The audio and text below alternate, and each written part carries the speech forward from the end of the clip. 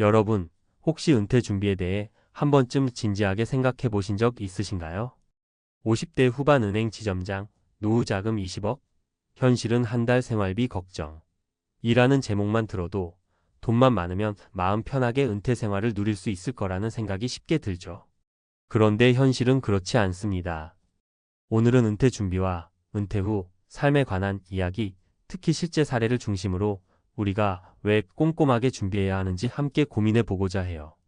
먼저, 많은 분들이 은퇴 준비를 할 때, 돈만 많이 모아놓으면 그 이유는 문제 없겠지라는 생각을 하게 됩니다. 은행 지점장 같은 안정된 직업을 가진 사람도 20억이면 충분하다라는 믿음을 갖게 마련이죠. 하지만 실제로는 은퇴 후의 생활비, 의료비, 그리고 예상치 못한 생활 환경의 변화 등 다양한 요인들이 우리의 노후를 위협할 수 있습니다. 특히 최근 몇 년 사이에 급격하게 상승한 물가와 의료비, 그리고 인플레이션의 영향은 그 어느 때보다도 우리를 조심스럽게 만들고 있어요. 첫 번째 사례, 57세 은행 지점장 김 대표의 이야기. 김 대표님은 평생 은행에서 근무하며 안정된 수입과 퇴직금, 그리고 각종 복지 혜택을 누려온 분입니다. 퇴직 전까지 내가 모은 노후 자금은 20억이면 충분하다라고 생각했지만 퇴직 후 현실은 달랐습니다. 김 대표님은 퇴직 후 갑자기 늘어난 의료비, 그리고 예기치 않은 생활비 지출로 매달 고작 한 달 생활비만 마련될 정도의 금액으로 생활하시게 되었어요. 그 이유는 무엇이었을까요? 첫째, 은퇴 후에도 지속적으로 지출되는 고정 비용들, 예를 들어 건강관리비, 주거비, 그리고 예상치 못한 가족의 지원 요청 등이 급증했기 때문입니다. 둘째, 퇴직 전까지는 꾸준한 소득 덕에 생활비 부담이 상대적으로 낮았지만 은퇴 후에는 정해진 소득원이 없어져 생활비 관리가 어려워진 점이 컸습니다. 셋째, 금융시장의 불확실성으로 인해 예전처럼 안정적인 수익을 기대하기 어려워진 것도 한몫했죠. 김 대표님의 사례를 통해 우리 모두 돈이 많다고 해서 반드시 안심할 수 있는 것은 아니다 라는 사실을 다시 한번 깨닫게 됩니다. 두 번째 사례, 60세 전직 중학교 교사 이 선생님의 경험. 이 선생님은 오랜 교직 생활 동안 안정된 급여와 퇴직연금을 모으셨던 분입니다. 하지만 은퇴를 앞두거나 은퇴 후 생활비 계획을 미리 세우지 않았던 탓에 은퇴 후에는 매달 생활비가 모자라서 걱정된다는 고민을 하게 되었어요. 이 선생님은 젊은 시절부터 은퇴 후에도 현재와 같은 삶을 이어가리라는 기대를 갖고 생활해 왔기 때문에 은퇴 후 소득이 줄어들자 그 격차가 크게 느껴졌습니다. 이 선생님의 경우 가장 큰 문제는 바로 생활 수준 유지에 필요한 비용이 예상보다 훨씬 컸다는 점입니다. 교직 생활 동안에는 급여 외에 여러 혜택과 할인, 그리고 학자금 지원 등이 있었지만 은퇴 후에는 그런 혜택이 사라지면서 비용 부담이 커졌어요. 결국 이 선생님은 은퇴 후 생활을 위해 급하게 예산을 재조정하고 생활 패턴을 바꾸며 절약하는 노력을 해야 했습니다. 이 사례는 단순히 돈의 액수만으로는 은퇴 후 생활의 질을 보장할 수 없다는 중요한 교훈을 줍니다.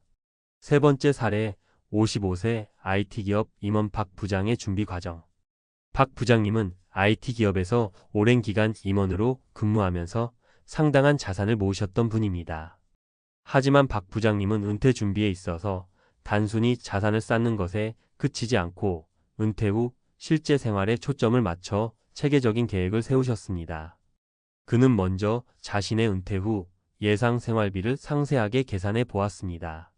생활비, 의료비, 여가비 등 모든 항목을 꼼꼼히 따져보고 여기에 예비비까지 추가해 실제로 필요한 금액이 얼마인지를 산출했어요. 그리고 기존의 투자, 포트폴리오를 재구성해 안정성과 유동성을 동시에 갖춘 자산 배분 전략을 마련했습니다. 덕분에 박 부장님은 지금도 은퇴 후의 생활에 대해 큰 걱정 없이 여유로운 마음으로 일상을 즐기고 계십니다. 이 사례는 은퇴 준비의 핵심은 얼마를 모았느냐가 아니라 얼마를 현명하게 운용하고 실제 생활에 맞게 준비했느냐에 있다는 점을 분명하게 보여줍니다. 이처럼 은퇴 준비는 단순히 막대한 금액을 모으는 것이 전부가 아니라 모은 자산을 어떻게 효율적으로 운용하고 실제 생활비로 전환할 것인가 하는 점이 더욱 중요합니다. 여러분도 혹시 20억이면 다 되겠지라는 안일한 생각에 빠져 있진 않으신가요? 현실은 은퇴 후 생활비, 예상치 못한 지출, 건강 문제 등 다양한 변수들로 인해 계획대로 흘러가지 않을 수 있습니다. 그렇기 때문에 지금부터라도 자신만의 철저한 은퇴 계획을 세워보는 것이 필요합니다. 먼저 자신의 은퇴 후 예상 생활비를 정확하게 계산해 보세요. 현재 생활 패턴, 미래 예상 지출, 그리고 인플레이션까지 감안하여 진짜 필요한 금액이 얼마인지를 파악하는 것이 중요합니다. 그리고 그 금액을 채우기 위한 투자와 저축 전략을 세우는 것도 잊지 말아야 합니다. 또한 예상치 못한 상황, 예를 들어 갑작스런 건강 문제나 가족의 긴급한 지원 요청에 대비한 비상 자금 마련도 꼭 필요합니다. 이는 평소에 꾸준히 조금씩이라도 저축해 두어야 하는 부분입니다. 마지막으로 은퇴 준비는 혼자 하는 것이 아니라 가족과도 상의하며 전문가의 조언을 듣는 것이 좋습니다. 실제로 많은 사람들이 자신의 재정 상태와 미래 계획에 대해 가족 구성원과 충분히 논의하지 않아 문제가 발생하는 경우가 많거든요. 앞서 소개한 김 대표님과 이 선생님의 사례처럼 아무리 안정적인 직업을 가지고 있어도 은퇴 후의 생활비 계획이 부족하면 큰 어려움을 겪게 됩니다. 반면 박 부장님의 사례는 철저한 준비와 계획이 얼마나 큰 차이를 만드는지 보여줍니다. 결국 은퇴 준비는 얼마를 모았느냐가 아니라 모은 돈을 어떻게 관리하고 실제 생활에 맞게 사용할 것인가가 관건입니다. 여러분도 지금부터 자신의 재정 상황을 꼼꼼히 점검하고 미래의 생활비와 예상 지출을 구체적으로 계획해 보시길 바랍니다. 50대 후반 은행 지점장의 사례는 우리에게 큰 경각심을 일깨워 줍니다. 아무리 안정된 직업에 종사하며 많은 돈을 모았다고 하더라도 실제로 은퇴 후에 겪게 될 다양한 변수들에 대비하지 않으면 결국 한 달 생활비 걱정에 시달릴 수 있다는 사실 잊지 않으셨으면 합니다. 우리 모두가 앞으로의 인생을 더욱 풍요롭고 안정적으로 살아가기 위해 지금부터라도 철저한 준비와 계획을 세워보는 건 어떨까요? 지금 이 순간부터 여러분의 미래를 위한 작은 변화가 큰 행복으로 돌아올 것임을 믿으며 오늘의 이야기가 여러분에게 도움이 되었으면 합니다. 앞서 은퇴 준비와 실제 사례들을 살펴보면서 은퇴 후 삶에서 겪을 수 있는 여러 어려움과 그 원인에 대해 이야기해 봤습니다. 이번에는 그 연장선상에서 앞으로 어떻게 준비하면 은퇴 후 걱정 없이 안정된 생활을 할 수 있을지, 그리고 실제로 도움이 될 만한 전략과 팁들을 좀 더 구체적으로 이야기해 보려고 해요. 1. 은퇴 준비, 지금 시작해야 하는 이유. 은퇴 준비는 단순히 얼마나 돈을 모았느냐의 문제가 아니라 내가 모은 돈을 어떻게 관리하고 운용할 것인가, 그리고 예상치 못한 상황에 어떻게 대응할 것인가의 문제입니다. 은퇴 후에는 더 이상 정기적인 월급이 들어오지 않기 때문에 평소 소비 습관과 생활 방식을 점검하고 조정하는 과정이 필수적이에요. 예를 들어 이미 앞서 소개한 김 대표님과 이 선생님의 경우처럼 은퇴 전에 아무리 안정적인 수입과 자산이 있었더라도 퇴직 후에 갑자기 늘어나는 의료비나 생활비 부담 등은 예상치 못한 변수로 작용해 큰 어려움을 겪게 만들었습니다. 이런 상황을 미리 방지하려면 지금부터라도 철저한 재무 계획과 위기 대응 전략을 마련해야 합니다. 2. 실전. 은퇴 후 생활비 걱정 해결 전략. 예상 생활비 정확히 계산하기. 은퇴 후 생활비를 산정할 때는 현재의 소비 패턴뿐만 아니라 미래의 생활 변화에 건강 문제, 주거, 환경 변화, 여가 활동 등까지 고려해야 합니다. 예상 지출 항목 나열하기, 식비, 주거비, 의료비, 교통비, 여가비 등으로 구분해 보세요. 인플레이션 반영하기, 물가 상승률을 감안해 매년 필요한 생활비를 예측하는 것이 중요합니다. 비상금 마련, 예기치 못한 상황에 대비한 비상금 계좌를 별도로 마련해 두세요. 투자 포트폴리오의 재구성. 은퇴 후에는 안정성과 유동성이 중요한데 이를 위해 현재의 투자 자산을 다시 한번 점검해 보세요. 안정적인 금융상품 선택, 예금, 채권, 배당주 등 안정적인 수익을 낼 수 있는 금융상품에 투자하는 것이 좋습니다. 리스크 분산, 여러 자산군에 분산 투자하여 한쪽에서 발생할 수 있는 위험을 최소화하세요. 전문가, 상담, 재무설계 전문가와 상담해 현재의 투자 전략이 은퇴 후에도 적절한지 점검받는 것이 도움이 됩니다. 소비 습관과 생활 방식의 재정비. 은퇴 후에는 현재의 생활 수준을 그대로 유지하는 것이 어려울 수 있으므로 미리 소비 습관을 점검하고 조정하는 연습을 해보세요. 불필요한 지출 줄이기, 정기적으로 구독하는 서비스, 자주 쓰지 않는 외식비 등을 점검해보고 불필요한 비용을 절감하는 습관을 들이세요. 미니멀 라이프 도입, 꼭 필요한 물건과 서비스에만 집중하면서 경제적 부담을 덜어내는 라이프 스타일을 고민해보는 것도 좋은 방법입니다. 노후 라이프 스타일 재설계, 지금부터 은퇴 후 실제로 하고 싶은 활동이나 생활 방식을 구체적으로 상상해보고 그에 맞는 비용 계획을 세워보세요. 3. 추가 사례로 보는 준비의 중요성. 사례 1. 정모 씨의 건강관리와 재정 대비. 정모 씨는 60대 초반에 은퇴를 앞두고 건강 문제를 겪으면서 의료비 부담이 커질 것을 미리 예감했습니다.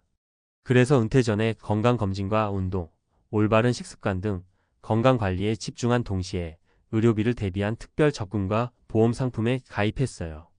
결과적으로 실제 건강 문제가 발생했을 때도 예산 내에서 대응할 수 있었고 불필요한 스트레스를 줄일 수 있었습니다.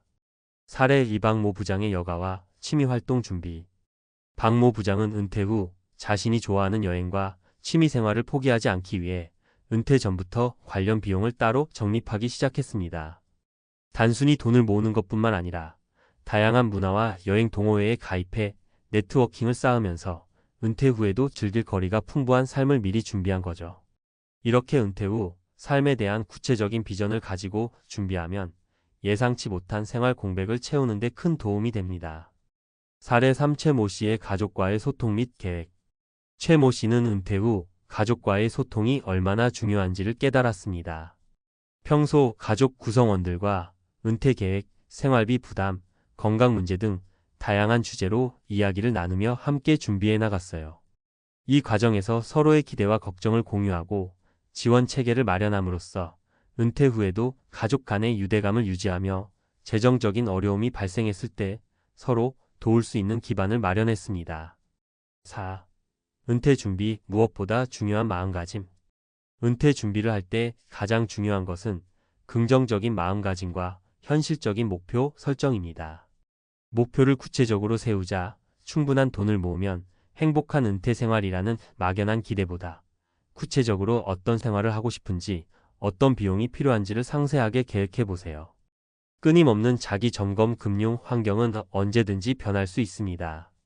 정기적으로 자신의 재정 상태와 투자, 포트폴리오를 점검하고 필요하다면 계획을 수정하는 유연함을 가지세요.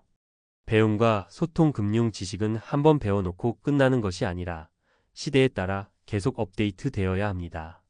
관련 서적, 강연, 그리고 전문가와의 상담을 통해 최신 정보를 지속적으로 습득하세요. 5. 결론. 지금 준비하는 미래, 더 나은 은퇴 생활의 시작. 우리가 살고 있는 시대는 빠르게 변화하고 있고 미래는 그 어느 때보다 불확실합니다. 하지만 이러한 불확실성 속에서도 철저한 준비와 꾸준한 관리만이 우리의 노후를 지키는 열쇠가 됩니다.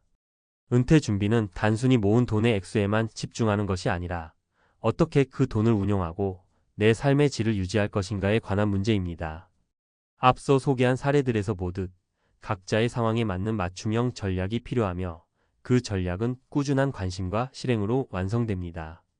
지금 이 순간부터라도 자신만의 재정 계획을 세우고 미래의 불확실성에 대비하는 습관을 들이세요. 은퇴 후에도 걱정 없이 즐길 수 있는 삶, 그것은 오늘의 작은 준비와 변화에서부터 시작됩니다. 여러분 모두가 자신의 미래를 위해 한 걸음씩 나아가길 바라며 오늘 이야기한 내용들이 여러분의 은퇴 준비에 조금이나마 도움이 되길 진심으로 바랍니다. 이제 여러분은 50대 후반 은행 지점장, 노후 자금 20억, 현실은 한 달, 생활비 걱정 이라는 제목의 이야기를 통해 단순한 숫자 이상의 의미와 함께 실제 생활에서의 준비와 실행의 중요성을 다시 한번 느끼셨을 거예요. 지금부터라도 미래의 자신에게 투자하는 시간을 가지시길 바랍니다. 은퇴 후 부부가 가장 많이 꿈꾸는 것 중 하나가 바로 세계 일주입니다. 이제 우리도 좀 즐기자. 젊을 땐 애 키우고 일하느라 못 갔던 여행, 이제야 갈 수 있잖아. 이렇게 말하며 한껏 들떠 떠났던 여정. 하지만 돌아온 후 누군가는 말합니다. 여행이 우리를 멀어지게 했어요. 그렇게 잘 맞던 사람이었는데 왜 낯설게 느껴질까요? 은퇴 후 세계 여행은 단순한 낭만이 아닙니다. 오히려 결혼 생활의 민낯, 각자의 가치관, 심지어 인생관의 간극까지 그대로 드러나는 시간일 수 있죠. 오늘은 바로 그 이야기를 해보려 합니다. 여행이 왜 일부 부부를 멀어지게 만들고 또 어떤 준비가 없으면 달콤한 여정이 쓴 기억으로 바뀌는지 실제 사례를 통해 풀어드릴게요. 1살의 1 은퇴 후 첫 여행, 남편이 배낭여행자로 변했어요. 서울에 사는 62세의 김정희 씨 부부는 은퇴하자마자 유럽 배낭여행을 떠났습니다. 젊은 시절 꿈이었던 이탈리아 프랑스 스페인 한 달 여행을 현실로 만든 것이죠. 하지만 예상치 못한 변화가 찾아왔습니다. 정희 씨가 호텔에서 쉬고 싶어 할 때 남편은 이른 새벽부터 지도를 들고 움직이려 했고 식사는 꼭 현지 재래시장에서 해결해야 한다며 짐까지 줄이자고 주장했습니다. 남편이 그렇게 아웃도어형 인간일 줄 몰랐어요. 은퇴 후에는 조용히 함께 와인 한잔하고 여유롭게 걷는 줄 알았는데 자기는 배낭 메고 혼자 다니는 게 더 좋다고 하더라고요. 여행은 두 사람의 취향 차이를 극명하게 드러내는 계기가 되었습니다. 서로를 배려하지 않으면 여행은 갈등의 촉매제가 될 수밖에 없습니다. 이살의 이 여행 중 깨달았어요. 남편은 나보다 자유를 더 원하더군요. 경기도 용인에 사는 59세의 이지연 씨는 남편과 함께 6개월간 동남아시아를 돌았습니다. 처음엔 매일이 신혼 같았고 바닷가에서 맥주를 마시며 노을을 보는 시간이 그렇게 행복했다고 해요. 하지만 시간이 지날수록 남편은 점점 혼자만의 시간을 원했고 카페에서 일기 쓰기를 좋아하던 지연 씨는 외로움을 느끼기 시작했습니다. 어느 날은 방콕에 함께 있었는데 남편이 하루 종일 혼자 스쿠터 타고 나가버린 거예요. 나는 그날 하루 종일 숙소에 있었고요. 여행은 둘만의 세상이라 생각했지만 남편은 점점 혼자만의 여행에 눈을 뜨고 있었던 겁니다. 그 후 부부는 귀국 후 일시적으로 각자의 시간을 가지며 새로운 균형을 찾고 있는 중입니다. 3살의 3 남편은 여정을 통해 나를 버리고 나를 찾았어요. 대전의 65세 박영수 씨 부부는 1년 동안 세계 일주를 다녀왔습니다. 남편은 평생 공무원으로 일하면서 항상 가장이라는 무게를 짊어졌고 감정 표현조차 조심하던 사람이었습니다. 그런데 중남미에서 만난 사람들, 자연, 시간은 남편을 조금씩 바꿔놓았습니다. 이제는 명상을 하고 비건 요리를 만들고 고요히 책을 읽는 사람이 되었죠. 아내는 이런 변화가 반갑기도 했지만 한편으론 서운했습니다. 내가 알던 남편은 사라진 느낌이에요. 이제 나보다 자기 자신에게 집중하더라고요. 놀랍게도 이 부부는 여행 후 1년 동안 별거를 선택했고 각자의 방식으로 노후를 보내고 있습니다.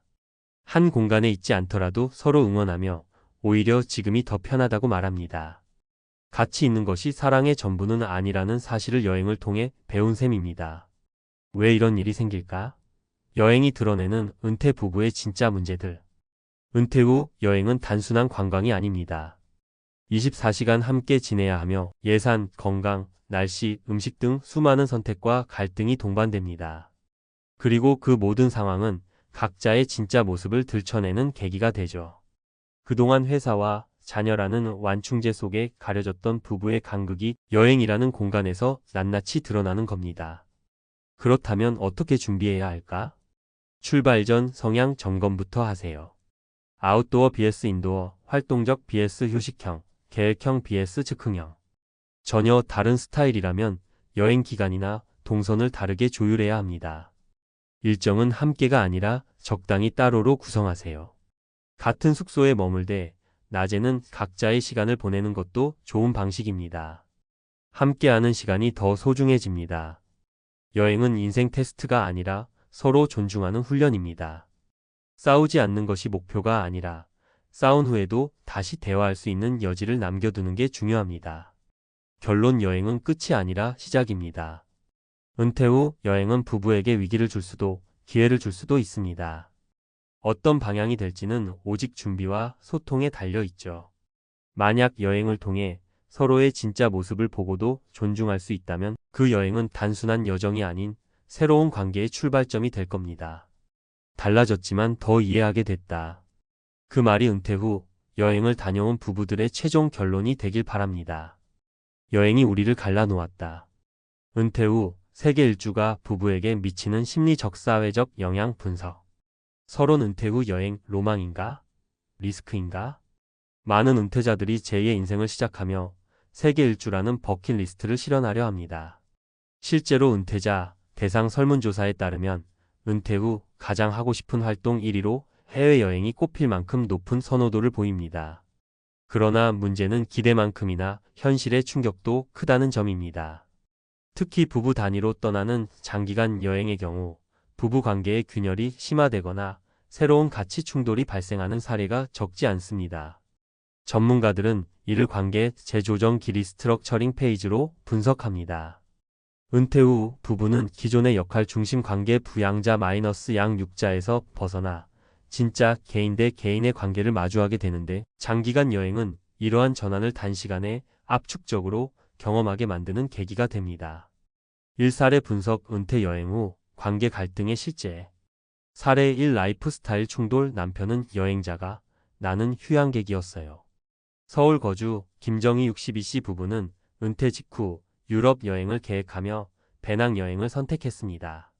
하지만 출발 일주일 만에 부부 갈등이 시작됐습니다. 남편은 이른 새벽부터 일정을 강행하는 성향이었고 아내는 하루 한두 군데 여유롭게 둘러보는 것을 선호했죠. 이러한 스타일 충돌은 일정 스트레스, 체력 격차, 의사소통 방식으로 이어졌고 여행 후 귀국한 부부는 3개월 동안 별도의 시간을 보내며 재조정을 거쳤습니다. 전문가의 해석. 이 사례는 여행을 통해 감춰졌던 성향 차이가 드러난 대표적인 경우입니다. 공동체 생활에서 흔히 발생하는 일정 강박과 취향 독점 문제로 사전의 성향 진단과 여행 스타일 협의가 반드시 필요합니다. 사례 2 정체성 변화 여행이 남편을 바꿔놨어요. 59세 이지연 씨는 동남아를 6개월간 남편과 여행했습니다.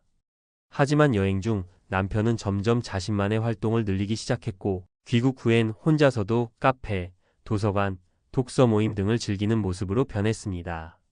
이지연 씨는 마치 다른 사람처럼 느껴졌어요. 이젠 내 옆이 아니라 자신의 삶을 더 중시하는 것 같아요 라고 말했습니다. 전문가의 해석.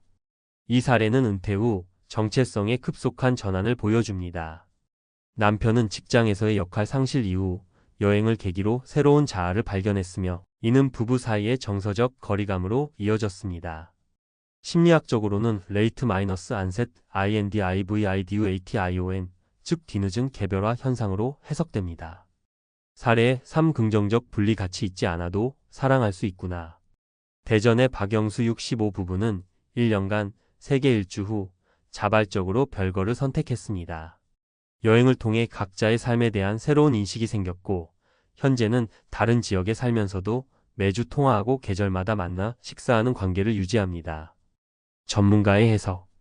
이 부부는 전통적인 부부 공동체의 틀에서 벗어나 새로운 관계 모델을 만든 경우입니다.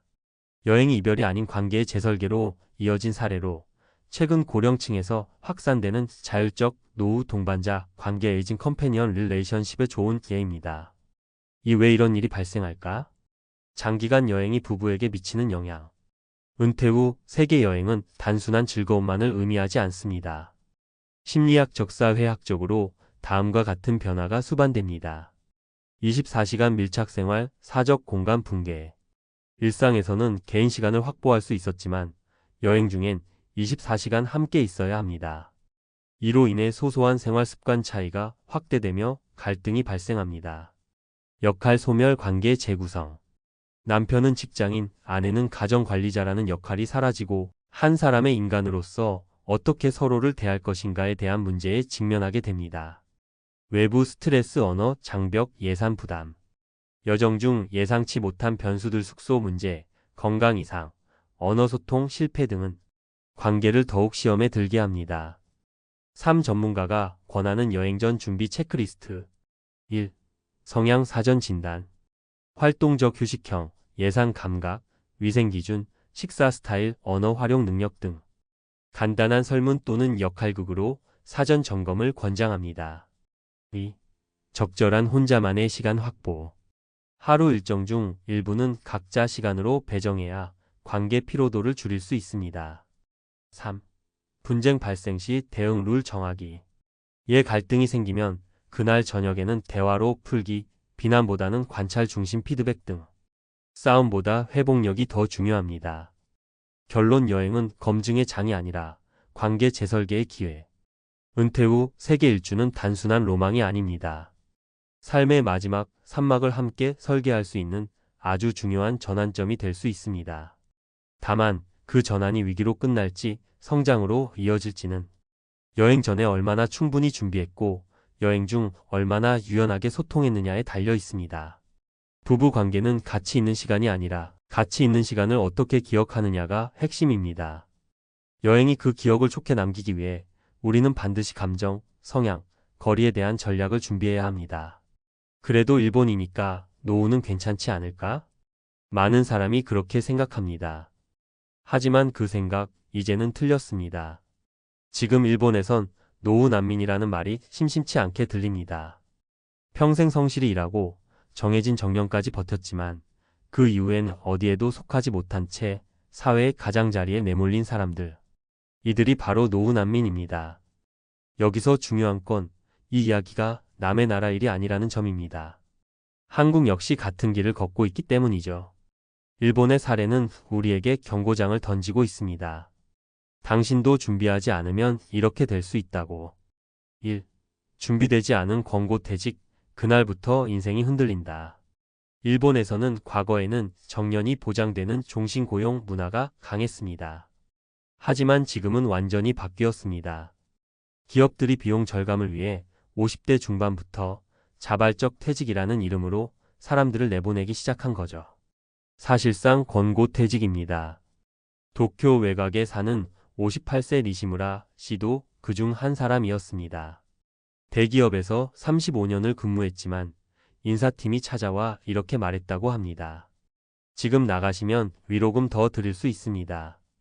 이후엔 보장 못해요. 그렇게 그는 퇴직서를 썼고 그날 이후 나는 누구인가라는 깊은 공허에 빠졌다고 합니다. 문제는 여기서 끝이 아닙니다. 재취업은커녕 일자리를 찾기조차 힘들었고 연금은 아직 한참 남았는데 생활비는 매달 줄줄이 새나갔죠. 결국 그는 당장 급한 대로 공공시설 청소일이라도 하겠다며 다시 노동시장에 나왔지만 시급은 30년 전 아르바이트 수준. 자존감은 무너지고 남은 건 고된 육체 노동뿐이었다고 말합니다. 2. 고령 알바, 편의점 야간 근무. 일본 은퇴자들의 생존 일지. 일본 요코하마의 한 편의점. 새벽 3시 계산대에는 허리가 굽은 72세 할아버지가 서 있습니다. 집에 있으면 우울해지고 무엇보다 생활비가 안 됩니다.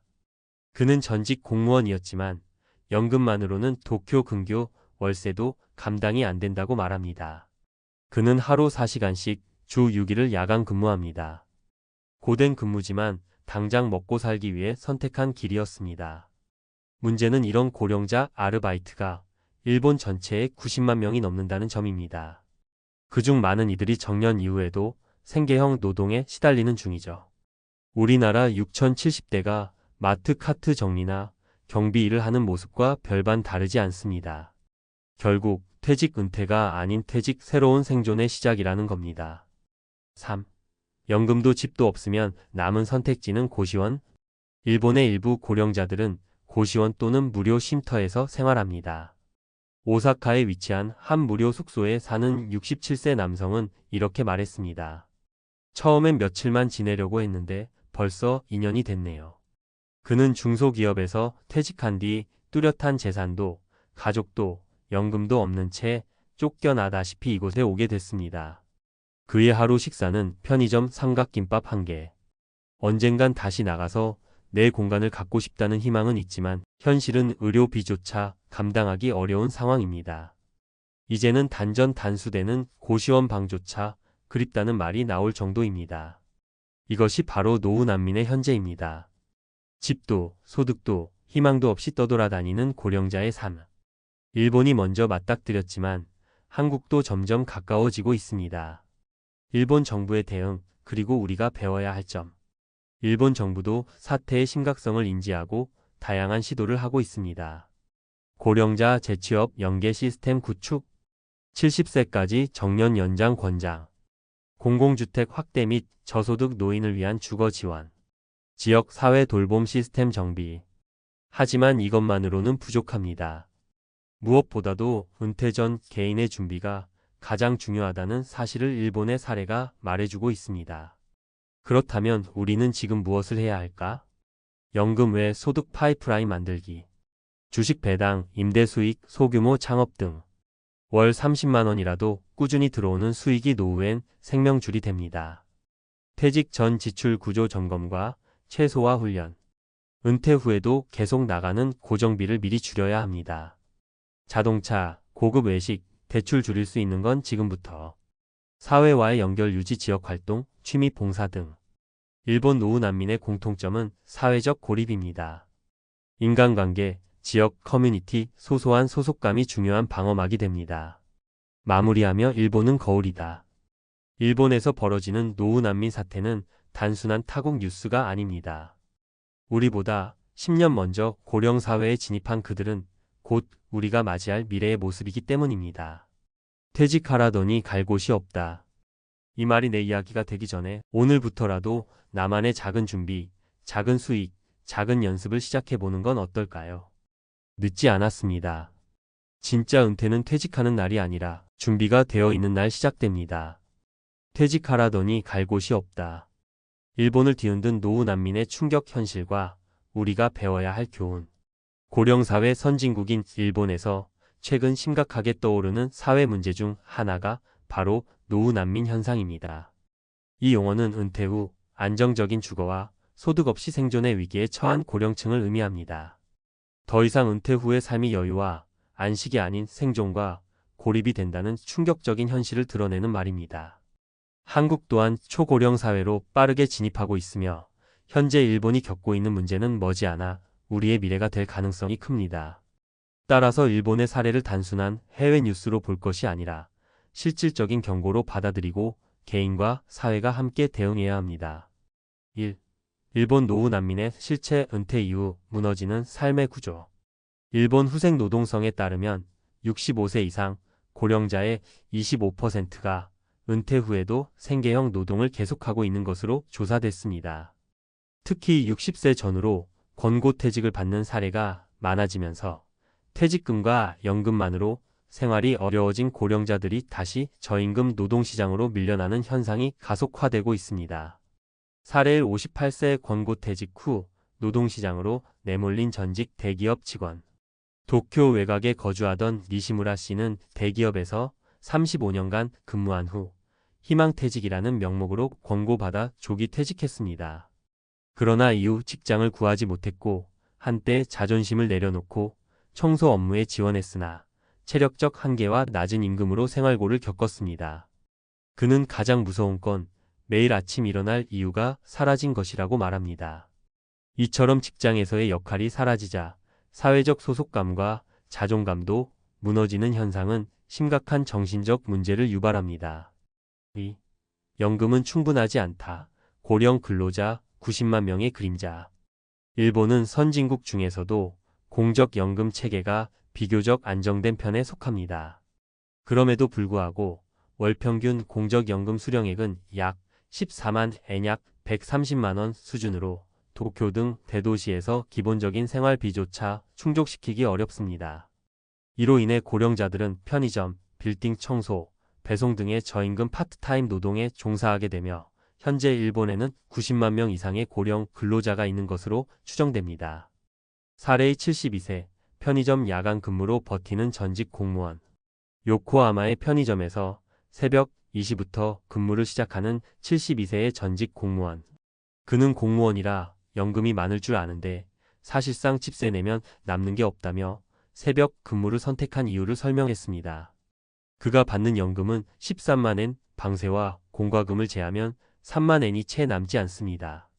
노동을 할 수 있는 체력이 있다면 다행이지만 그렇지 못한 경우는 더 큰 위기를 맞게 됩니다. 노후의 삶은 체력, 경제력, 관계망이 무너지면 곧바로 파산 위기로 이어진다는 사실을 보여주는 사례입니다. 3. 고시원, 쉼터 생활로 내몰리는 고령층 주거의 위기. 일본에서 가장 심각한 노후 난민 문제는 바로 주거 불안정입니다. 도쿄, 오사카, 나고야 등 대도시에는 무료 쉼터나 고시원에서 생활하는 고령자들이 빠르게 늘고 있습니다. 이는 단순히 경제적 문제만이 아니라 고령자의 사회적 고립과 정신건강 문제까지 연계된 복합 위기로 이어지고 있습니다. 사례 3 67세 무료 숙소에서 살아가는 전직 기술직 근로자. 퇴직 후 소득이 없어 오사카의 무료 쉼터에 입소한 67세 남성. 그는 하루에 삼각김밥 한 개로 버틴다고 말하며 의료비가 없어 병이 나도 병원에 가지 못하는 상황에 처해 있습니다. 그에게 은퇴란 삶의 끝이 아닌 새로운 지옥의 시작이었습니다. 4. 일본 정부의 대응책과 한계. 일본 정부는 이러한 노후 난민 문제에 대응하기 위해 다음과 같은 정책들을 시행 중입니다. 정년 연장 권고 기업의 70세까지 고용 연장을 유도. 재취업 지원센터 운영 고령자 맞춤형 일자리 매칭. 저소득 고령층 주거 지원 공공임 대주택 확충. 지역 커뮤니티 기반 돌봄 시스템 구축. 하지만 실제 효과는 미미한 편입니다. 기술 격차, 연령 차별, 체력 저하 등 현실적인 장벽은 여전히 높습니다. 정부 정책도 중요하지만 결국 개인이 사전에 준비하지 않으면 제2의 일본은 한국이 될 수 있습니다. 5. 한국이 지금 당장 해야 할 3가지 대비 전략. 1. 공적연금 외 수익 구조 다각화. 주식 배당, 임대 수입, 소규모 자영업 등 연금 이외의 안정적 현금 흐름 확보는 선택이 아닌 필수입니다. 소액이라도 꾸준히 들어오는 수입원은 퇴직 후 심리적 안정을 가져옵니다. 2. 지출 구조 조정 및 고정비 최소화. 은퇴 후에는 수입보다 지출 관리가 더 중요해집니다. 자동차 유지비, 과도한 주거비, 사교육비 등은 미리 조정해야 합니다. 특히 대도시 고정 비용은 노후 파산의 가장 큰 위험 요인입니다. 3. 사회적 연결망 유지 및 활동 지속. 은퇴 후 우울감과 자존감 저하를 방지하기 위해서는 사회적 역할이 필요합니다. 자원봉사, 취미 동호회, 지역 커뮤니티 참여 등을 통해 사회적 존재감을 유지해야 합니다. 이러한 활동은 단순한 여가를 넘어 노후의 정서적 안정과 활력을 제공합니다. 결론 일본은 한국의 거울이다. 고령화 속도, 정년 구조, 연금 체계 등 일본과 한국은 매우 유사한 상황에 놓여 있습니다. 일본의 노후 난민 문제는 결코 남의 나라 이야기가 아닙니다. 우리 사회 역시 10년 이내에 동일한 문제를 겪게 될 가능성이 높습니다. 따라서 우리는 지금부터 퇴직이 아닌 노후 생존이라는 관점에서 준비를 시작해야 합니다. 고정비 구조를 점검하고 연금 외 수익을 고민하고 사회와 연결된 삶을 설계하는 것, 그것이 노후 난민으로 전락하지 않기 위한 최소한의 전략입니다. 지금 당장 작게라도 시작하세요. 퇴직 후 갈 곳이 없다고 말하지 않기 위해서 말입니다. 50대, 60대에 접어들며 가장 큰 걱정은 단연 은퇴 후 내 돈이 과연 충분할까? 라는 질문 아닐까요? 누구나 오래 일해서 모은 돈이 빠르게 줄어들까 두려워하고 돈 걱정 없는 노후를 꿈꾸지만 현실은 그렇지 않습니다. 하지만 놀랍게도 올바른 방법만 알면 7%씩 인출해도 돈이 모자라기는커녕 불어나게 만들 수 있다면 지금부터 그 비밀을 공유합니다. 이 영상이 당신의 노후 걱정을 덜어줄 확실한 길잡이가 될 겁니다. 은퇴 후 7%씩 써도 괜찮다. 노후 자산을 지키는 놀라운 비결. 50대와 60대를 맞이하면서 가장 크게 느껴지는 것은 은퇴가 더 이상 남의 이야기가 아니라는 점입니다. 이제는 직장에서 받던 월급이 사라지고 내가 평생 모아온 돈으로 모든 걸 책임져야 한다는 현실이 다가오죠. 그런데 모아둔 돈에서 매년 7%씩 인출한다고 상상해 보세요. 대부분의 사람들은 금방 다 쓰고 파산하지 않을까? 라고 걱정할 겁니다. 하지만 제대로 된 투자 전략과 관리만 있다면 30년 후에도 돈이 불어나 남는 기적 같은 일이 가능하다는 사실을 아시나요? 오늘은 이 놀라운 비결과 함께 실제 사례를 통해 어떻게 이런 일이 가능한지 이야기해 보겠습니다. 1. 사례 1 50대 회사원 김철수 씨의 은퇴 전략. 김철수 씨는 52세에 조기 은퇴를 선택했습니다. 평생 대기업에서 일하며 모은 5억 원이 그의 전 재산이었죠. 처음에는 7%씩 인출하면 10년이면 바닥이 나겠지라고 걱정했지만 금융 전문가의 도움을 받아 자산을 인덱스 펀드와 채권에 나누어 투자하기 시작했습니다. 그 결과 매년 7%씩 생활비로 인출했음에도 불구하고 그의 자산은 꾸준히 증가했습니다. 왜 그럴까요? 이유는 간단합니다. 인덱스 펀드는 연평균 810%의 수익률을 기대할 수 있고 채권을 통해 안정적인 현금 흐름을 확보할 수 있기 때문입니다. 철수 씨는 은퇴 후 15년이 지난 현재에도 초기 자산인 5억 원이 8억 원으로 불어났습니다. 돈이 줄어드는 게 아니라 늘어나다니 은퇴 후에 이런 일이 가능하다는 걸 미리 알았더라면 더 빨리 은퇴했을 겁니다. 철수 씨의 말입니다. 사례 60대 교사 이영희 씨의 안정적인 노후. 이영희 씨는 60세 정년 퇴직 후 연금을 받지만 연금만으로는 부족하다는 사실을 깨달았습니다. 은퇴 직전에 모은 3억 원을 어떻게 활용할지 고민하던 그녀는 인출률 전략을 적용하기로 결정했습니다. 처음 1억 원은 고배당 주식에 투자했고 1억 원은 국채에, 나머지 1억 원은 단기 현금성 자산으로 나누었습니다. 고배당 주식에서는 연 45%의 배당 수익을 받았고 국채에서는 안정적인 이자를 얻었죠. 생활비는 매년 7%를 인출하면서도 투자 수익으로 그 이상의 자산이 불어나 현재는 초기 자산이 4억 5천만 원으로 증가했습니다. 영희 씨는 연금을 보조할 자산이 없었다면 불안했겠지만 이 방법 덕분에 생활비 걱정 없이 손주들까지 챙기며 살고 있어요 라고 말합니다. 3. 사례 3. 은퇴 후 재취업 대신 자산 불리기에 성공한 박정호 씨. 박정호 씨는 58세에 은퇴했지만 남은 돈이 2억 원뿐이어서 노후가 불안했습니다. 처음에는 재취업을 고민했지만 체력적으로 힘든 일은 오래 할 자신이 없었죠. 결국 그는 금융 강의에서 배운 자산 인출 전략을 활용하기로 결심했습니다. 2억 원 중 1억 5천만 원을 다양한 ETF에 투자하고 나머지 5천만 원은 예비 자금으로 현금화해 둔 정호 씨는 첫 해에 1,400만 원을 인출하며 생활했습니다. 그런데 ETF의 높은 수익률로 자산이 꾸준히 증가했고 5년이 지난 지금도 그의 자산은 초기 금액을 유지하면서 더불어 5천만 원 이상 늘어난 상태입니다. 재취업 대신 자산을 활용한 게 신의 한 수였죠. 은퇴 후에도 이렇게 안정적으로 살 수 있다는 걸 많은 분들이 알았으면 좋겠습니다. 노후 자산 관리의 핵심 전략.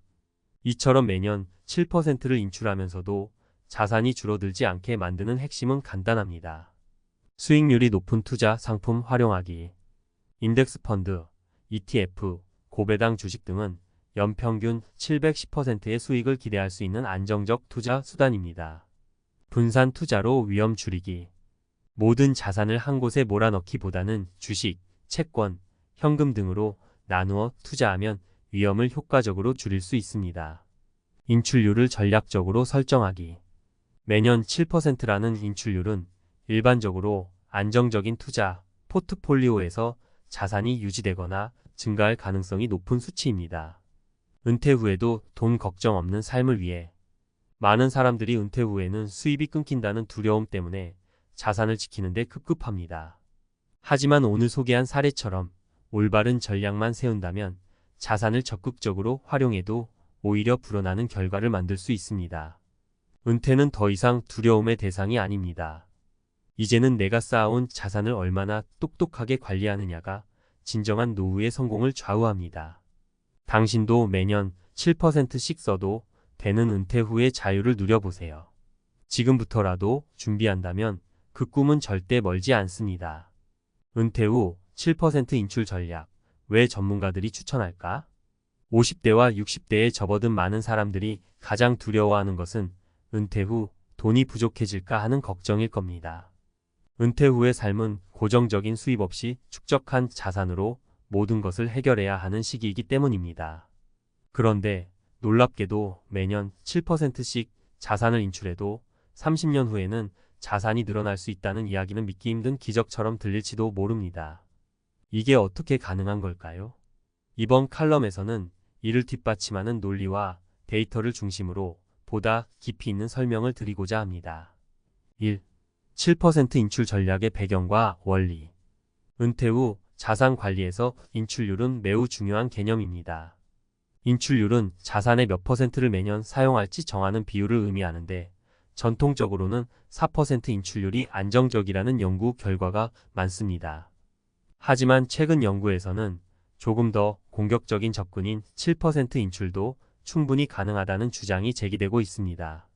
그 이유는 투자 수익률이 인출률을 상회하는 구조를 잘 설계하면 자산이 줄어드는 것이 아니라 오히려 늘어날 가능성이 크기 때문입니다. 예를 들어 글로벌 인덱스 펀드는 연평균 810%의 수익률을 기록하는 경우가 많습니다. 여기에 일부 고배당 주식과 채권을 섞으면 더 안정적으로 수익률을 유지할 수 있죠. 결국 투자 수익률이 인출률보다 높다면 자산은 감소하지 않고 오히려 늘어나는 현상이 발생합니다. 이 사례로 살펴보는 7% 전략의 성공. 이론만으로는 납득하기 어려우실 겁니다. 그래서 실제 사례를 통해 이 전략이 어떻게 작동하는지 설명드리겠습니다. 사례 1. 적극적인 투자로 안정된 노후를 만든 이진수 씨. 이진수 씨는 60세에 은퇴하며 평생 모은 4억 원을 가지고 있었습니다. 은퇴 초기 그는 한 달 생활비로 200만 원이 필요했기 때문에 연간 2,400만 원, 즉 6%의 인출률을 계획했습니다. 초기에는 돈이 빠르게 줄어들 것 같아 불안했지만 전체 자산을 글로벌 인덱스 펀드 60%, 채권 30%, 단기 현금 자산 10%로 분산 투자하면서 안정적인 수익률을 확보했습니다. 결과는 놀라웠습니다.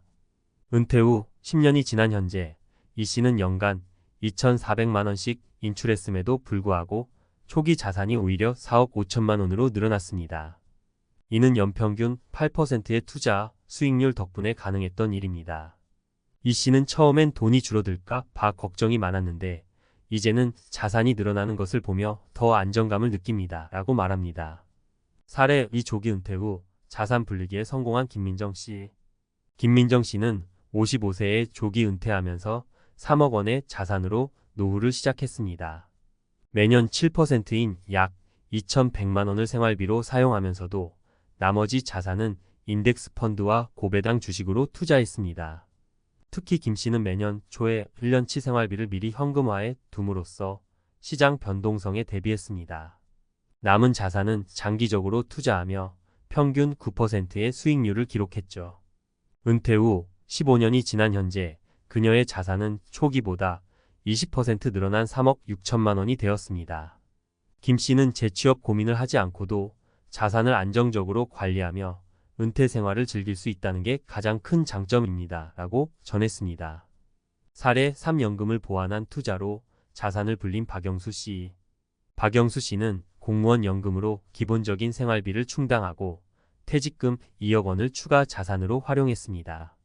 그는 연금이 있으니 인출률이 높아도 괜찮겠지라는 생각 대신 퇴직금을 분산 투자해 자산을 불리겠다는 목표를 세웠습니다.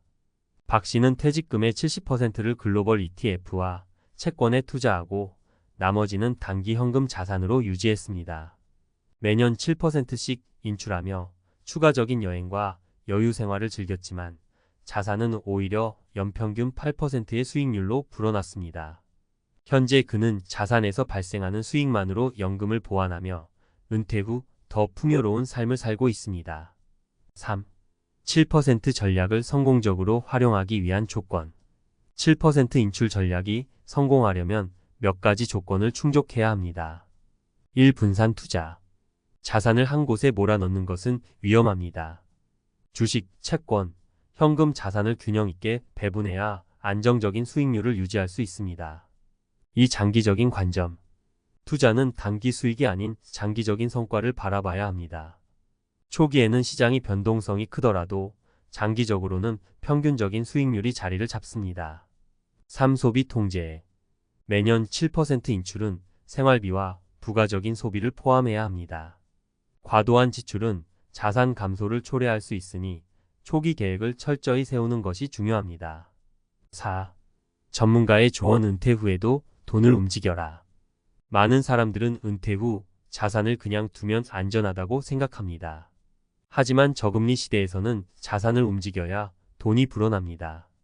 전문가들은 자산은 관리하지 않으면 마치 움직이지 않는 기계처럼 스스로 소멸한다고 조언합니다.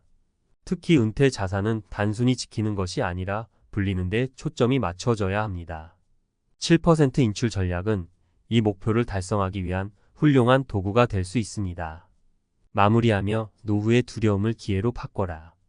은퇴는 두려움의 대상이 아니라 새로운 시작의 기회입니다.